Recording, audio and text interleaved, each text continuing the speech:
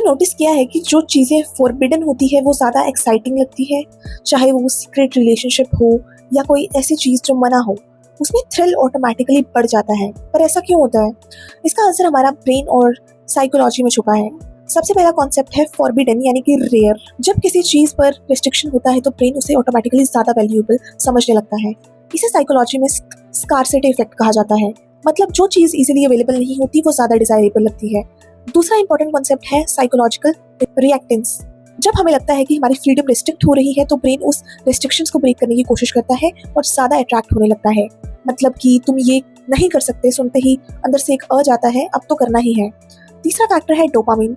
जब हम रिस्क या नोवेलिटी फील करते हैं तो ब्रेन डोपामिन रिलीज करता है जो एक्साइटमेंट और प्लेजर को इंक्रीज करता है। इसीलिए फॉरबिडन चीज़ें सिर्फ अट्रैक्टिव नहीं लगती, ज़्यादा थ्रिलिंग फील होती है। लेकिन एक इंपॉर्टेंट बात, ये एक्साइटमेंट अक्सर टेम्पररी होती है।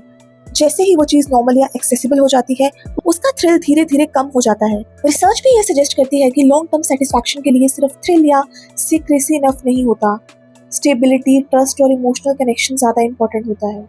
तो फाइनल बात सिंपल है, फॉरबिडन चीज़ें एक्साइटिंग लगती है क्योंकि ब्रेन उन्हें रेयर, रिस्की और रिवॉर्डिंग समझता है, लेकिन रियल सेटिस्फैक्शन सिर्फ एक्साइटमेंट से नहीं, हेल्दी कनेक्शन और अंडरस्टैंडिंग से आती है।